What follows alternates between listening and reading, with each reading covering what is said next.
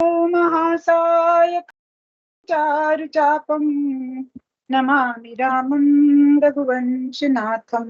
नमामि रामं रघुवंशनाथं। रामचरितमानस उत्तरकांड और दोहा नंबर 28 से पढ़ेंगे। मंगल भवनीय मंगल हारी, द्रवहु सुदशरथ अजर बिहारी। दीन दयाल बिरद संभारी, हरो नाथ मम संकट भारी। जय सिया राम जय जय सिया राम, जय सिया राम जय जय सिया राम। उत्तर दिशि सरजू बहे, निर्मल जल गंभीर। बांधे घाट मनोहर, स्वल्प पंख नहीं तीर। सियावर राम जय जय राम, मेरे प्रभु राम जय जय राम। करो कल्याण सीताराम। नगर के उत्तर दिशा में सरयू जी बह रही हैं, जिनका जल निर्मल और गहरा है। मनोहर घाट बंधे हुए हैं, किनारे पर जरा भी कीचड़ नहीं है। इतना निर्मल जल है कि कहीं भी उन किनारे पर कीचड़ और मिट्टी आकर जमा नहीं होती। दूरी फराक रुचिर सो घाटा, जह जल पिए ही बाजी गज ठाटा। पनिघट मनर परम मनोहर नाना, तहा न पुरुष करहि स्नाना। अलग कुछ दूरी पर वह सुंदर घाट है, जहाँ घोड़ों और हाथियों के ठट अर्थात समूह के समूह जल पिया करते हैं। पानी भरने के लिए बहुत से जदानी घाट भी हैं। महिलाओं के लिए अलग से घाट बने हैं, जहाँ पर पुरुषों का आना वर्जित है। केवल महिलाएं आती हैं और पानी भरकर अपने अपने पात्रों में ले जाते हैं, जो बड़े ही मनोहर हैं। महापुरुष स्नान नहीं करते। राज घाट सब विधि सुन राम राम जी। राज घाट सब विधि सुंदर बर, मज्जहि तहाँ बरन चारी नर। तीर तीर देवन के मंदिर, चहु दिस तिनके उपवन सुंदर। राजघाट सब प्रकार से सुंदर और श्रेष्ठ है, जहाँ चारों वर्णों के पुरुष स्नान करते हैं। सरयू जी के किनारे किनारे देवताओं के मंदिर हैं, जिनके चारों ओर सुंदर उपवन अर्थात बगीचे, सुंदर सुंदर उसमें फूल खिले हुए हैं, ऐसे उपवन बगीचे लगे। कहूँ कहूँ सरिता तीर उदासी, बसहि ज्ञान रत मुनि सन्यासी। तीर तीर तुलसी का सुहाई, वृंद वृंद बहु मुनि लगाई। सरयू जी की कितनी सुंदर महिमा का गान किया हुआ है कि सरयू का जल कितना निर्मल और पवित्र तो है ही, पर उनके किनारे भी कितने ही पवित्र हैं, जहाँ पर कहीं सुंदर सुंदर उपवन लगे हैं, सुंदर सुंदर फूल लगे हैं, लताएं लगी हैं, वृक्ष लगे हैं। और नदी के किनारे कहीं कहीं विरक्त और ज्ञान परायण मुनि और सन्यासी निवास करते हैं, जहाँ पर नदी के किनारे वृक्षों के नीचे बैठकर कितने ही विरक्त जो वैराग्य से परिपूर्ण और ज्ञान से परिपूर्ण मुनि और सन्यासी हैं, वो भी वहां पर निवास करते हैं। सरयू जी के किनारे सुंदर तुलसी जी के झुंड बहुत से पेड़ मुनियों ने लगा रखे हैं। हाँ, वो खुद तो निवास करते ही हैं, ज्ञानी जन, मुनि जन और सन्यासी गण, और साथ ही उन्होंने वहां पर बड़ी सुंदर सुंदर तुलसी जी के, वृंदा जी के झुंड पेड़ मुनियों ने लगा रखे हैं, जिससे कि अयोध्या की शोभा अति निराली देखने को बनती है। शोभा कछु बरनी न जाई, बाहिर नगर परम रुचिराई। देखत पुरी अखिल अग भागा, वन उपवन बापिका तड़ागा। नगर की शोभा तो कुछ कही नहीं जाती, नगर के बाहर भी परम सुंदरता है। श्री अयोध्यापुरी के दर्शन करते ही संपूर्ण पाप भाग जाते हैं।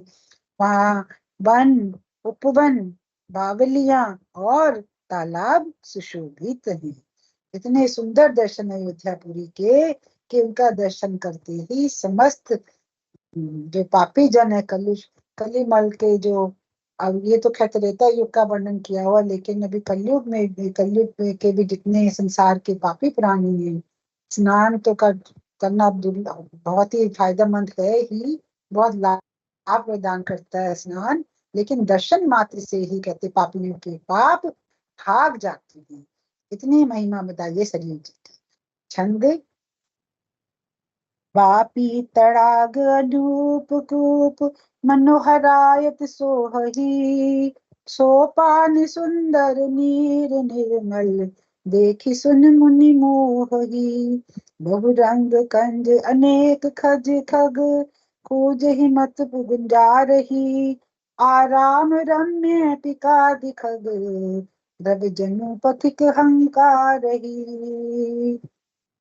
अनुपम बावलियां, तालाब मनोहर तथा विशाल कुएं शोभा दे रहे हैं, जिनकी सुंदर अर्थात रत्नों से जड़ित सीढ़ियां और निर्मल जल देखकर देवता और मुनि तक मोहित हो जाते हैं। अनुपम बावलियां हैं, तालाब हैं, और बड़े मनोहर और सुंदर बड़े बड़े विशाल कुएं भी अयोध्या में जगह जगह पर स्थान स्थान पर शोभा दे रहे हैं। और उन तालाब और बावलियों के पास जाने के लिए, जल भरने के लिए इतनी सुंदर सीढ़ियां जो रत्नों से बनी हैं, और उनका निर्मल जल देखकर तो देवता और मुनि तक भी मोहित हो जाते हैं, वो जल को पीने के लिए ललायित हो जाते हैं। तालाबों में अनेक रंगों के कमल खिल रहे हैं, अनेकों पक्षी कूज रहे हैं, और भौरे गुंजार कर रहे हैं। परम रमणीय बगीचे कोयल आदि पक्षियों की सुंदर बोली से मानो मानो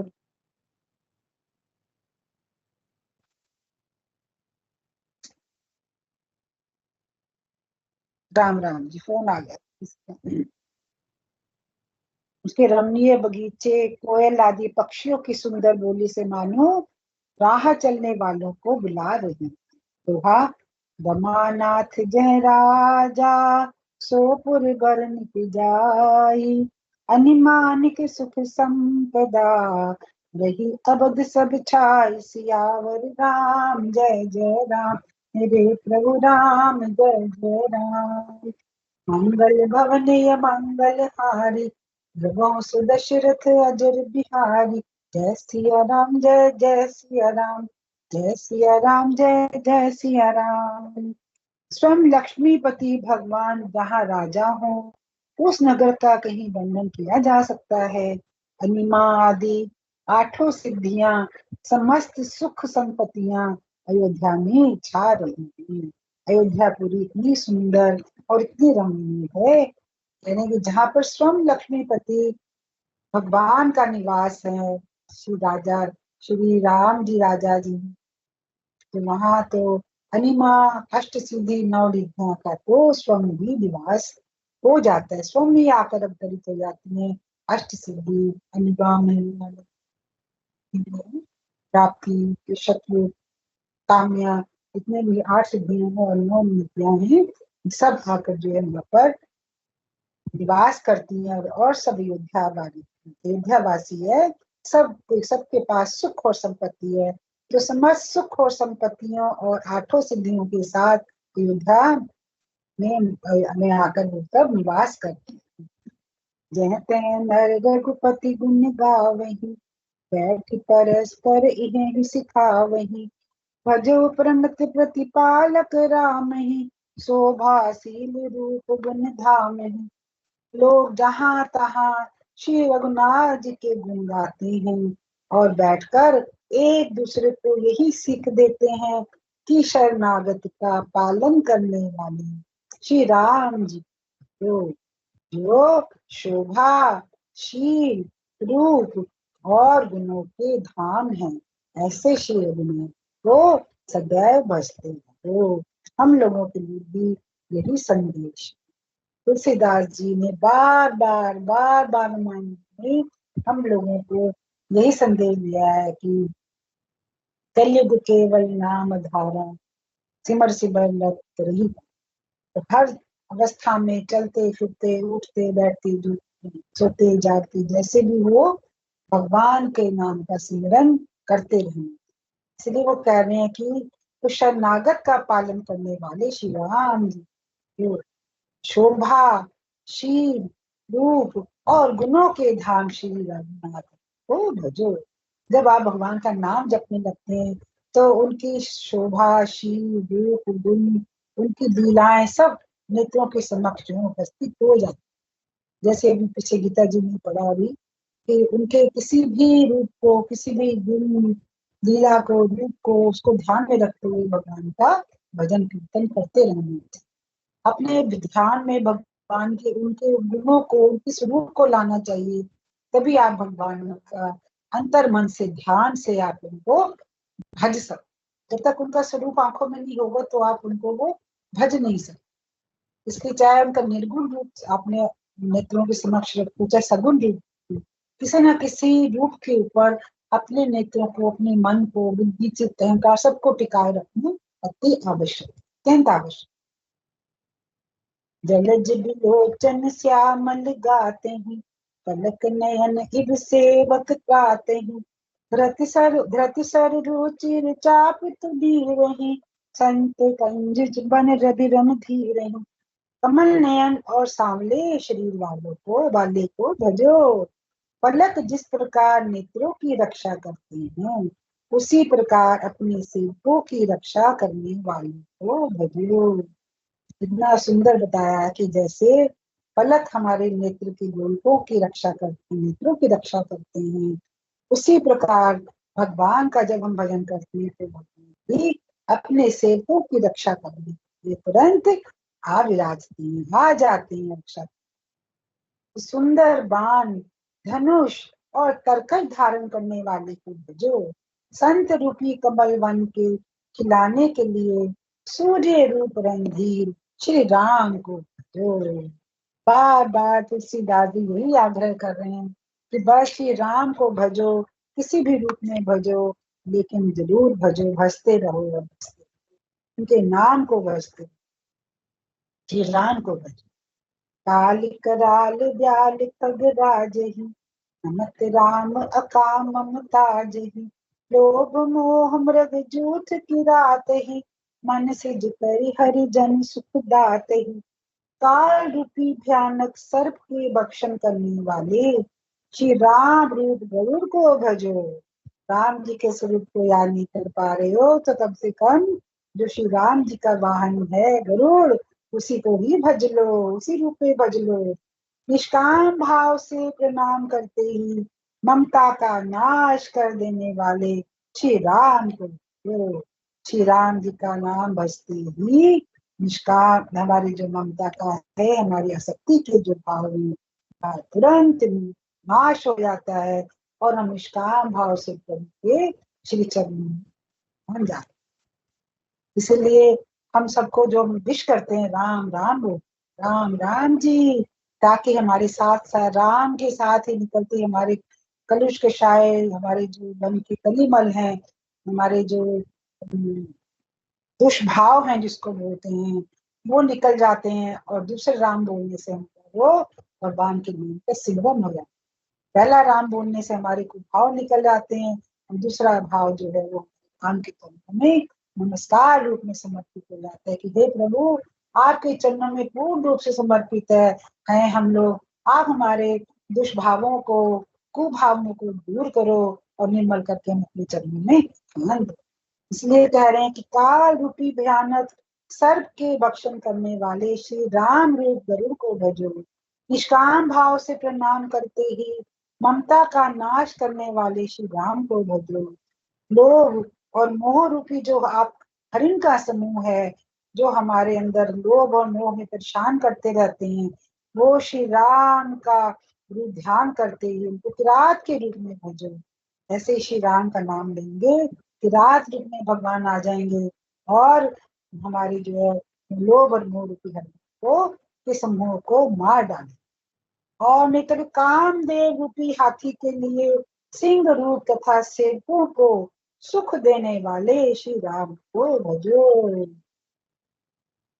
कामदेव रूपी हाथी के लिए सिंह, भगवान का नाम क्या है, राम जी का नाम क्या है, सिंह के समान है। हमारी कामनाएं हाथी के समान है, जो इतनी बड़ी बड़ी विशाल रूप, एक के बाद हमारी कामनाएं, आशाएं, उम्मीदें जगती रहती हैं। एक पूरी होती है तो दूसरी कामना अपना सिर उठा लेती है, वो पूरी होती है तो तीसरी सिर उठा लेती है। हे प्रभु हमारी इच्छा पूरी करे, हे प्रभु हमारी कामनाएं पूरी करे। लेकिन और उन कामनाओं को तो अंत ही नहीं होता। लेकिन जैसे ही हम भगवान का नाम स्मरण करते हैं तो वो कामनाएं सब जो है शांत हो जाती है। भगवान का नाम सिंह रूप में आके कामनाएं रूपी हाथी को कुचल डालती हैं। इसलिए श्री राम को भजो। बार बार तुलसीदास जी कह रहे हैं, आग्रह कर रहे हैं, संदेश दे रहे हैं कि श्री राम का नाम जपो, किसी भी रूप में जपो, पर जपो, जपते रहो, जपते। संशय संशय सोपन बिड़तम भानु, तनुज गहन खन दहन कृसानु, जनक सुता समेत रघुवीर रही, कसना भजऊ भंजन भव भी रही। संशय और शोक रूपी घने अंधकार के नाश करने वाले श्री राम रूप सूर्य को भजो। जैसे सूर्य भगवान निकल आते हैं और अंधेरा छट जाता है, चारों तरफ प्रकाश ही प्रकाश दिखाई देता है, ऐसे हमारे जो संशय, भ्रम और शोक, हमारे जीवन में कोई ना कोई हमें संशय भ्रम घिरे रहते हैं। कोई ना कोई दुख कष्ट आता है और हम जब शोक में पहुंच जाते हैं, कोई ना कोई चीज परेशान करती है, तो चारों तरफ जब अंधकार छा जाता है, जैसे ही श्री राम का नाम जपते हैं तो सूर्य के समान आकर वो सहारा देते हैं और प्रकाश उत्पन्न कर देते हैं और सारे संशय और शोक को, उस अंधकार को दूर कर दे। राक्षस रूपी घने वन को, अब क्या कहा है कि हमारा जो है ये मन कैसा है, हमारा राक्षस रूपी जो घना घने वन को जलाने वाले श्री राम रूप अग्नि को, तो अग्नि के रूप में श्री राम का नाम जपो। जो संशय शोक आकर हमें परेशान करते हैं, हमारा हमारा राम राम जी मन और बुद्धि भ्रमित हो जाते हैं, और उस भ्रम में फंसे रहने के कारण, अंधकार में फंसे रहने के कारण जो राक्षस रूपी घने वन में भटकते रहते हैं, उसको जलाने के लिए श्री राम का नाम अग्नि के समान। जन्म मृत्यु के भय को नाश करने वाले श्री जानकी जी समेत शरीर वीर को क्यों नहीं बसते। अब तक तो अकेले राम जी के नाम भजने के लिए उन्होंने आग्रह किया था तुलसीदास जी ने, अब कह रहे हैं कि जन्म और मृत्यु के भय को मिटाने के लिए श्री सीताराम जी का नाम तुम क्यों नहीं जपते। सीताराम का नाम जपते ही जन्म और मृत्यु मृत्यु का जो भय हर समय मनुष्य को लगा रहता है, आपको उस भय से मुक्ति हो जाएगी, तुरंत मुक्ति हो जाएगी। तो जन्म मृत्यु के भय को नाश करने वाले श्री जानकी जी समेत श्री रघुवीर को क्यों नहीं भजते। सबको श्री जानकी समेत श्री राम का नाम, सीताराम सीताराम सीताराम जपिए, जाहि विधि लाए राखे राम, ताहि विधि लगी। भगवान का नाम जपते रहना चाहिए। बहुबास नाम सिम राशि, सदा एक रस अजय अविनाशी, मुनि रंजन भंजन मही भारही, तुलसीदास के प्रभु दारही। बहुत सी वासनाओं रूपी मच्छरों को नाश करने वाले श्री राम हिम राशि बर्फ के ढेर को भजो। नित्य एक रस अजन्मा और अविनाशी श्री रघुनाथ जी को भजो। मुनियों को आनंद देने वाले, पृथ्वी का भार उतारने वाले और तुलसीदास जी के उदार अर्थात दयालु स्वामी श्री राम। तो आनंद मग्न होकर तुलसीदास जी कह रहे हैं कि जो वासना रूपी मच्छरों का नाश करने वाले हैं, जैसे बर्फ में मच्छर एकदम से समाप्त हो जाता है, अब वैसे तो ठंड में वो आता ही नहीं है, लेकिन अगर वो आता भी है और एकदम से बर्फ के गोले पड़ जाएं या हिमपात हो जाए तो मच्छर एकदम तुरंत ही नष्ट हो जाते हैं। तो उसी प्रकार भगवान का नाम जो है मच्छरों का, कामनाओं वासनाओं रूपी मच्छरों का नाश करने वाला है। और भगवान राम कैसे हैं? नित्य एक रस हैं, अजन्मा है, अविनाशी हैं।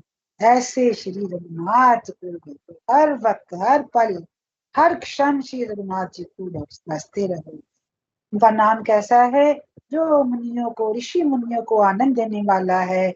उनका नाम पृथ्वी के भार को उतारने वाला है। प्रभु आए थे धरती पर तो पृथ्वी का भार उतारा था। और तुलसीदास के ऊपर तो वो बहुत ही उदार हैं, दयालु हैं। मेरे प्रभु इतने उदार हृदय हैं, इतने सरल हृदय हैं। इसलिए तुलसीदास जी बार बार कह रहे हैं कि ऐसे श्री राम को, जो तुलसीदास जी के स्वामी हैं, ऐसे तुलसीदास के दयालु स्वामी श्री राम को भजो, बजते रहो, बजते रहो। दोहा संख्या 30। यही विधि नगर नारी नर करहि राम गुणगान, सानुकूल सब पर रही, संतत कृपा निधान। सियावर राम जय जय राम, मेरे प्रभु राम जय जय। मंगल भवन अमंगल हारी, वंश दशरथ अजर बिहारी, दीन दयाल विरद संभारी, हरो नाथ मम संकट भारी। जय सिया राम, जय जय सिया राम, जय सिया राम, जय जय सिया राम। इस प्रकार नगर के स्त्री पुरुष श्री राम जी का गुणगान करते हैं और कृपा निधान श्री राम जी सब पर अत्यंत प्रसन्न रहते हैं। जय जय श्री सीताराम, जय जय श्री राधे स्वामी। विश्राम करते हैं। दोहा नंबर 30। नीलांबुज श्यामल कोमलांगं, सीता समारोपित वामभागं, पाणौ महासायक चारुचापं, नमामि रामं रघुवंशनाथं, नमामि रामं रघुवंशनाथं। जय जय श्री सीताराम, जय जय श्री राधे श्याम।